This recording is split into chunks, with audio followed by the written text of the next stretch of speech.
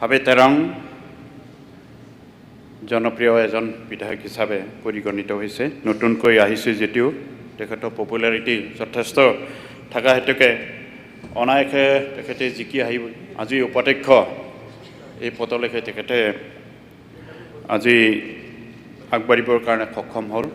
তাৰ বাবে BPF দলৰ সকলো সদস্যৰ হৈ আৰু আমাৰ BTC অঞ্চলৰ ৰাইজৰ হৈ অসমবাসীৰ জনজাতীয় ৰাইজৰ হৈও তেখেতক অশেষ অভিনন্দন শুভেচ্ছা জনাইছোঁ।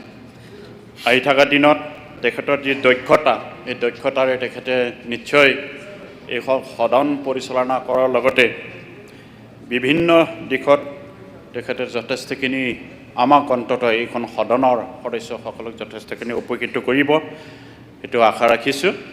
আৰু আহি থকা দিন তেখেতৰ ৰাজনৈতিক জীৱনৰ মংগল হওক। ডাক্তৰ হৈও তেখেতে আজি যিধৰণে ৰাইজৰ সেৱা কৰিবৰ কাৰণে দুইটা আসনৰ ৰাইজৰ সেৱা, গতিকে ৰাইজে তেখেতৰ সমষ্টিবাসী ৰাইজৰ লগতে অসমবাসী ৰাইজেও আজি তেখেতৰ ওপৰত গভীৰ আস্থা ৰাখি তেখেতৰ উপাধ্যক্ষ আমি বাছনি কৰিলোঁ। আৰু নিশ্চয় আহি থকা দিনত তেখেতৰ দ্বাৰা যথেষ্টখিনি ৰাজ্যখন উপকৃত হ'ব, এইটো আশা ৰাখি পুনৰ শুভেচ্ছা আৰু তেখেতক অভিনন্দন জনাই BPF দলৰ পৰা ক'বলগীয়াখিনি সামৰিছোঁ।